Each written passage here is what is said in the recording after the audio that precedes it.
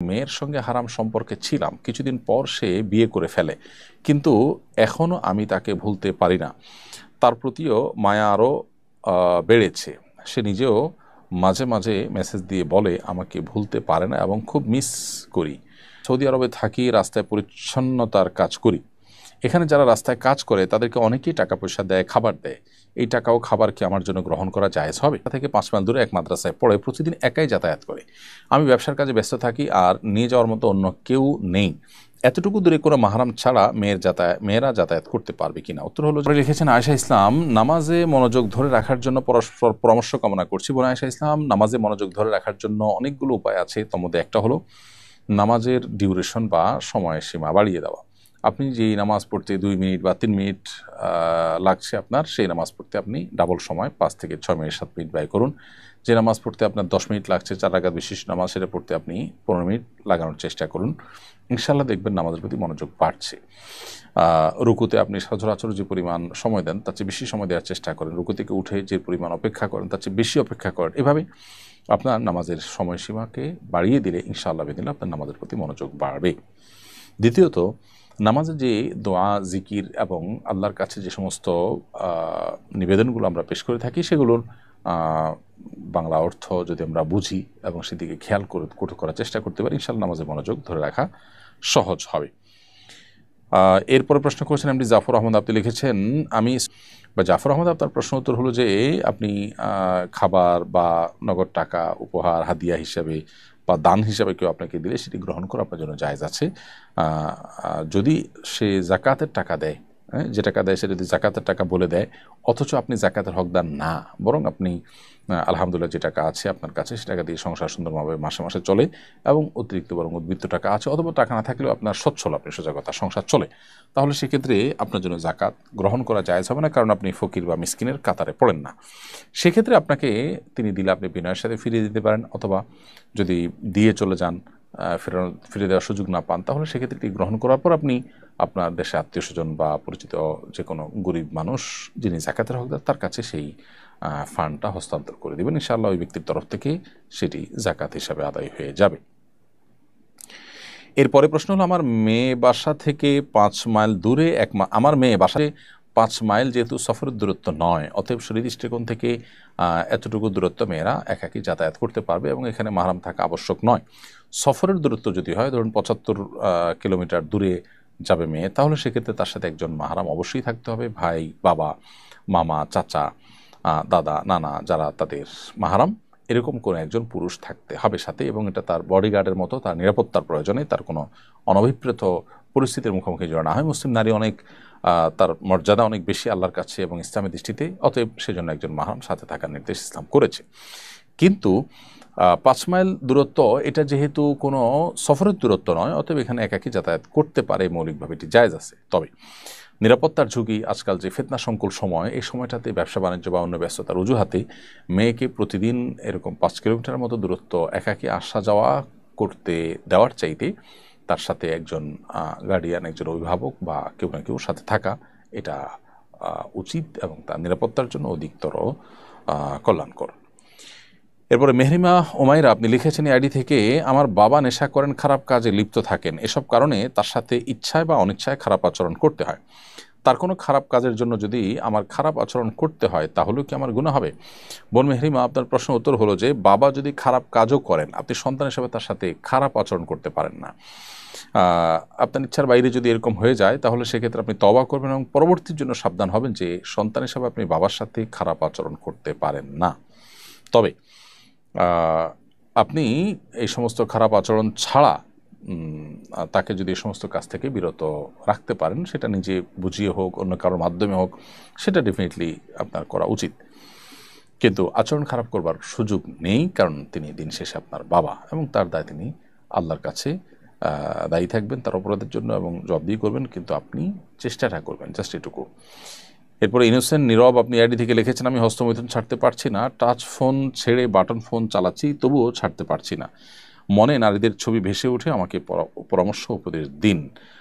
প্রথম কথা হলো যে এই জাতীয় পরিস্থিতিতে নিজেকে বাঁচাবার জন্য, বিশেষ করে এই বদভ্যাস থেকে রক্ষা পাওয়ার জন্য আমাদের একটা নির্দিষ্ট সময়ের জন্য কোনো এমন পরিবেশে চলে যাওয়া উচিত যেখানে আসলে নিঃসঙ্গতার স্কোপ থাকে না, অনেক বেশি ব্যস্ততার মধ্যে সময় কাটাতে হয়, নির্জনতার স্কোপ খুব বেশি থাকে না, অতএব নিজে এই গুনাহ থেকে বাঁচার এক্সারসাইজটা সেখানে খুব ভালোভাবে হয়ে যায়। তো এরকম পরিবেশ বা এরকম পরিস্থিতিতে আপনি চেষ্টা করতে পারেন চলে যাওয়ার, তাহলে ইনশাল্লাহ হয়তো আপনার এই গুনাহ থেকে বাঁচাটা সহজ হবে। এর বাইরে যদি অবিবাহিত হয়ে থাকেন তাহলে দ্রুততার সাথে বিয়ে করা ফেলা উচিত ইনশাল্লাহ বিদিল্লাহ, সেটিও আপনাকে এই পদভ্যাস ছাড়তে সহায়ক ভূমিকা রাখবে।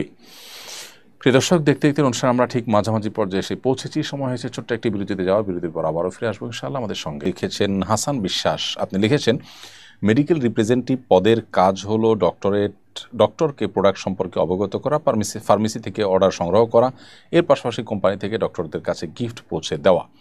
রিপ্রেজেন্টেটিভ ডাক্তারের সাথে বেশিরভাগ সময় ডিল করে না, এই জব হালাল হবে কিনা?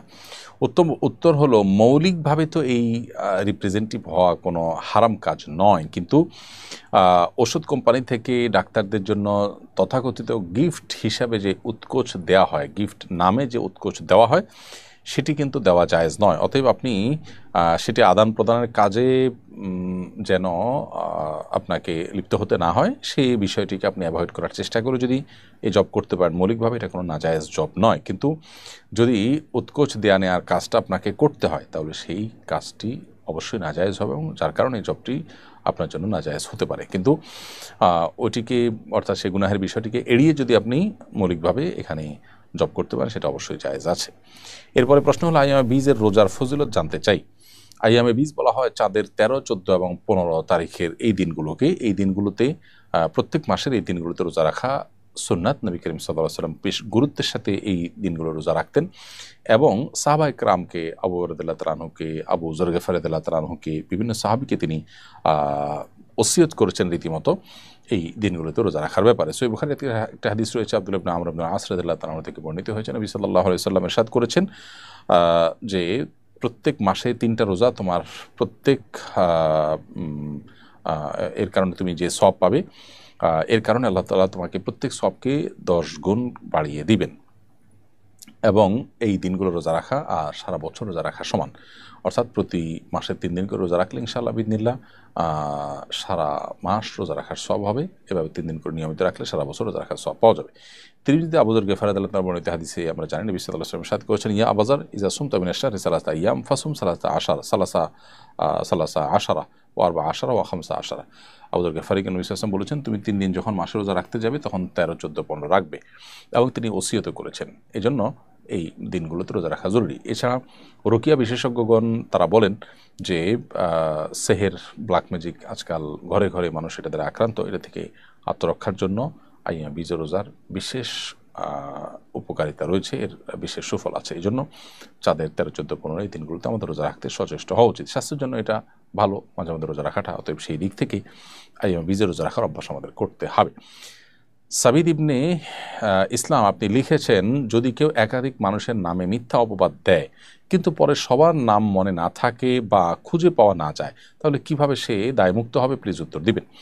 ভাই সাবিদ, আপনার প্রশ্ন উত্তর হলো যে সে সাধারণ এবং স্বাভাবিকভাবে আল্লাহর কাছে তওবা ইস্তেগফার করবে, এবং সে তওবা ইস্তেগফারের শর্ত পূরণ করে, অর্থাৎ নিজের কৃতকর্মের জন্য লজ্জিত হবে, অনুতপ্ত হবে, এবং ভবিষ্যতে না করার পরে সংকল্প করবে, গুনাহ থেকে সরে আসবে, এবং আল্লাহ তাআলার কাছে ক্ষমা প্রার্থনা করবে। এই শর্তগুলো পূরণ করে সে তওবা করলে আশা করা যায় আল্লাহ তাআলা সেটা কবুল করবেন।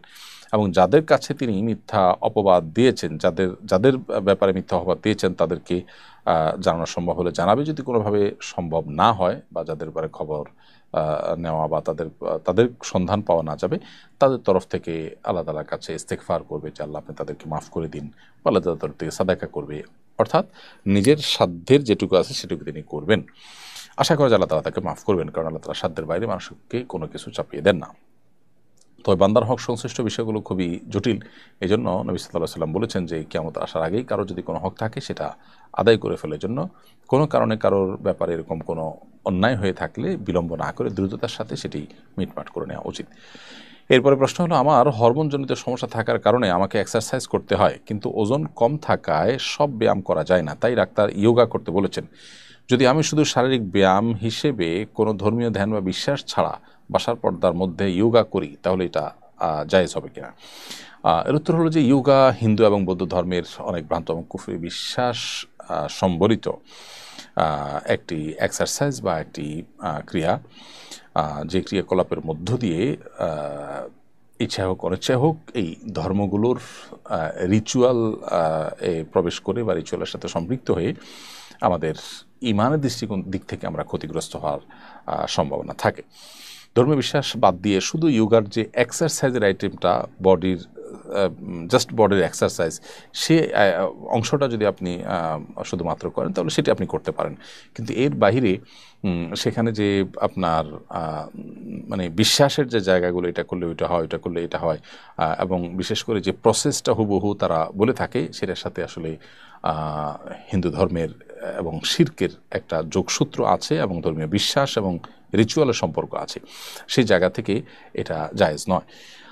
আর শুধুমাত্র আপনি বডির যে এক্সারসাইজের অংশটুকু, সেটুকু যদি আপনি বডির সুস্থতার জন্য, শরীরের সুস্থতার জন্য করতে চান, সেটারও বিকল্প থাকলে অ্যাভয়েড করে বিকল্পটাই গ্রহণ করা উচিত। বিকল্প একান্ত না থাকলে শর্ত সাপেক্ষে এটি জায়েজ হতে পারে।